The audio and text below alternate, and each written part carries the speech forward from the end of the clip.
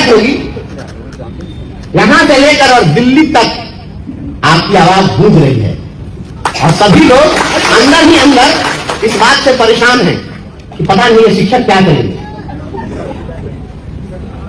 दिल्ली वाले भी मुझे बुला रहे हैं और पटना में जो लोग बैठे हुए हैं वो लोग भी दाएं बाएं किसी प्रकार से लोगों को भेज करके कि आइए यहां आइए। मैंने कह दिया, दिल्ली वाले को भी मैंने कह दिया,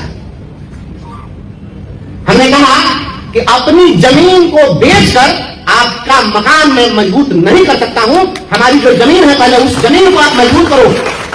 हमने कहा है चुनाव हारना जीतना अपनी जगह पर है, लेकिन हमारी जो पहचान है वह शिक्षकों से हमारी पहचान है, हमारी पहचान छात्रों नौजवानों से हमारी पहचान है, हमारी पहचान संविदा कर्मियों से है, हमारी पहचान शोषित कर्मचारियों से है। हम उनकी लड़ाई लड़ने के कारण जाने जाते हैं। इसलिए राज सत्ता प्राप्त करने के लिए कोई मंत्री का पद मिल जाए इसके लिए, मेरा राजनीतिक कद कुछ ऊंचा उठ जाए इसके लिए मैं कोई काम नहीं करूंगा। अगर बात हो तो जो भी राजनीतिक दल हमारे शिक्षकों के समर्थन में इनको संपूर्ण न्याय देने की बात करे, हम उसी के साथ खड़े हो सकते हैं, अन्यथा किसी दूसरे साथ पर मैं खड़ा नहीं हो सकता। हमसे यही बात पूछी गई है कि अगर आपको कहा जाए कि सत्तारूढ़ दल के साथ हो जाइए और ये आश्वस्त करें कि जब अगली बार सरकार बनेगी तो हम ये कर देंगे, तब आप इनके साथ जाएंगे। मैंने कहा कि मैं आश्वासन पर नहीं जाऊंगा। जब इनकी हुकूमत आज है तो आज क्यों नहीं, और अगर आज जो नहीं कर सकते वो कल क्या करेंगे, कल वो रहेंगे नहीं रहेंगे कौन जानता। इसलिए पहले शिक्षकों की समस्याओं का समाधान, अधिकारों की बात की और भीमनंदू जी के बोल रहे, उन्होंने कहा कि हम मांगने के फिराने को रहते छीनना तो नहीं। बहुत अच्छी बात है। आपको 2013 में निकलना था, वर्ष 2013 महाराजगंज का उपचुनाव हो रहा था, लोकसभा का उपचुनाव था। ये ग्रेजुएट वाले लोग बात करते हैं कि अभी भी बहुत नेताओं से बात करिए, लगता है क्या ये तो बीए पास लोगों का था या इसमें पढ़े लिखे लोगों का चुनाव था तो ये जीत गए, ये हुआ वो हुआ, ये आम चुनाव में हमारा क्या बिगाड़ हुआ।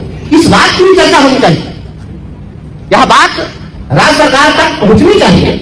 माननीय मुख्यमंत्री जी मुझे लगता है अभी वो अस्वस्थ है, हमारी बात अगर पहुंचे भी तो वो सुनेंगे कि उनके साथ रहने वाले परिक्रमा करने वाले लोग सुनेंगे। लेकिन जो भी है जो चाहते हैं कि मुख्यमंत्री के हाथ में थाली पकड़ा के आरती हम करा दें और हुकूमत हम चला दें, एक मिट्टी का पुतला को रख करके, तो आप कान खोलकर सुन लीजिए और याद कर लीजिए। उस समय में आपके शिक्षा मंत्री थे प्रशांत कुमार शाही, और उस समय मेरे ऊपर कार्रवाई के लिए फरमान जारी किया गया था, उसमें डायरेक्टर ने आदेश दिया था मेरे ऊपर कार्रवाई की।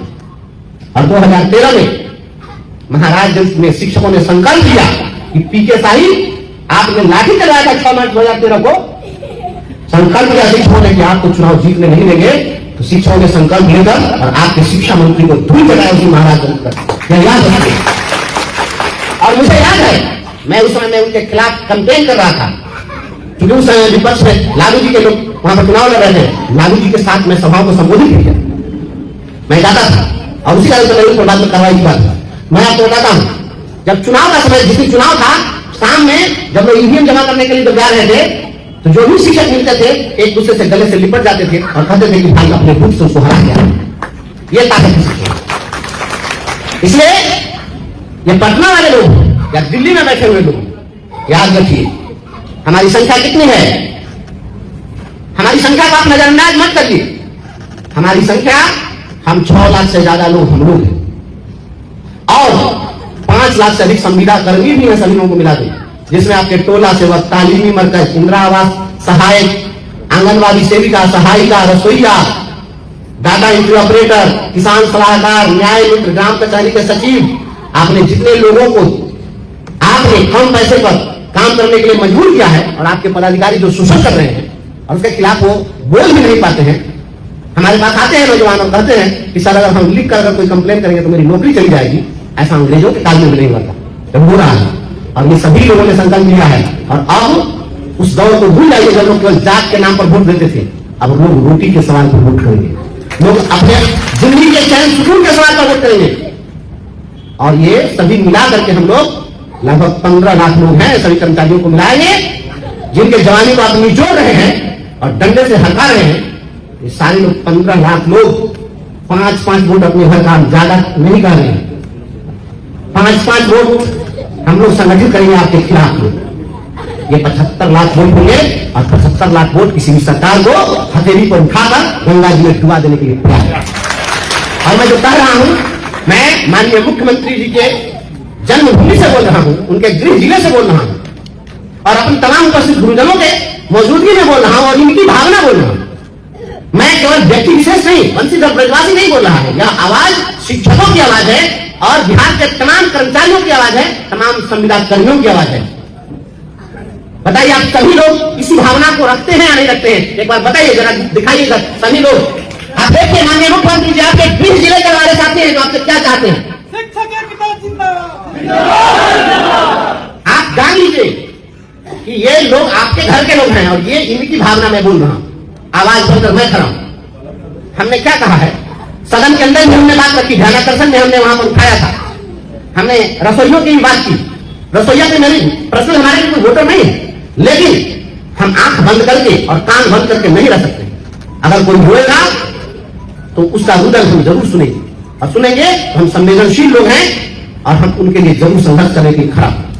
इसलिए आप सोचिए, जो सदन के अंदर हमने कहा कि 1600 रुपया में एक कुत्ते का भी पेट नहीं भर सकता है और आप इंसान का पसीना इस प्रकार से बहा रहे हैं और आप उनको पैसा नहीं दे रहे हैं, तो 2000 रुपया बढ़ाने के लिए भारत सरकार को प्रस्ताव दिया गया है। सदन के अंदर रसोइयों की आवाज हमने उठाई, प्रस्ताव उन्होंने भेजा। मैं चाहता हूं भारत सरकार भी जल्द स्वीकृत करे, कम से कम वो 2000 रुपया तो तत्काल मिल जाए। और शिक्षक आज के रेट में क्या मांग रहे हैं? आप चांद तारा मांग रहे हैं। शिक्षक कहीं से कह रहा है चांद का टुकड़ा तोड़ करके दे दीजिए। शिक्षक कुछ नहीं मांग रहा। आज शिक्षक यही चाह रहे हैं, जो दूर दराज में पोस्टेड हैं वो शिक्षिकाएं चाहती हैं, वो शिक्षक चाहते हैं कि हम अपने बीमार माँ बाप के साथ रहें, उनकी सेवा शुश्रूषा करें। जो अपने बच्चों से दूर हैं, जब बिलक बिलक कर शिक्षिकाएं फोन पर मुझे कहती हैं कि हम अपने दूध मुंह बच्चों को सब घर छोड़ करके और हम आते हैं और फिर रात में जाना पड़ता है और दिन भर उसको दूसरे के हवाले छोड़ करके जाते हैं। आप सोचिए उनकी परेशानियों को। वो एक स्थानांतरण मांग रहे हैं, वो कहीं ड्यूटी कर सकती हैं, आप उनको स्थानांतरण नहीं दे सकते। हम कह रहे हैं आप उनको प्रमोशन दे दीजिए, आप प्रमोशन नहीं दे सकते हैं। कोई एक लेबर मिस्त्री भी अगर चला जाता है काम करने के लिए, माथा पर ईंट होता है, तो वो 2 साल का काम कर ले किसी के साथ, उसका वो भी कर्मी वसूली करता है कि हम राजमिस्त्री हो गए, वो भी लेबर से राजमिस्त्री बन जाता है। और ये 22 साल से कोई काम कर रहा है, उसका स्टेटस नहीं बदला। हमने अभी जो कुछ ये विशिष्ट शिक्षकों की बात आई है, तो 2020 के आंदोलन में हमारा ही प्रस्ताव था, सभी संगठन के लोग बैठे थे। आप याद करिएगा 2013 के आंदोलन में हमने उस 13-14 में जब शुरुआत की, 14 में छात्रा में निकाला, तो एक मांग वेतन मांग यह नारा हमने दिया और एक ही मांग। फिर बाद में 2020 में हमने कहा कि अब कोई बहुत मांग नहीं रखी, एक मांग राज्यकर्मी का दर्जा। तो हमने कहा राज्यकर्मी का दर्जा, तो हम थोड़ी कहते कि आप परीक्षा वो लगा दीजिए कि नहीं परीक्षा लेंगे, अभी वॉशिंग मशीन से धुलाई करके निकलेंगे। तो ये परीक्षा करके लेकर के और कहा कि हम विशिष्ट शिक्षक की परीक्षा लेंगे और विशिष्ट शिक्षक बनाएंगे, सक्षमता परीक्षा। पहले ये अक्षम से परीक्षा देंगे तो सक्षम हो जाएंगे। तो आप देखिए कि विशिष्ट शिक्षक बना दिए। अब बताइए कि विशिष्ट शिक्षक बनने के बाद आप कह रहे हैं कि अब आपका प्रोबेशन पीरियड स्टार्ट होगा, अब परीक्षमान अवधि होगा। तो इसके पहले हम लोग क्या किचन में बैठ के प्याज छील रहे थे, चिड़िया बेदाम खोल रहे थे? बताइए क्या कर रहे थे?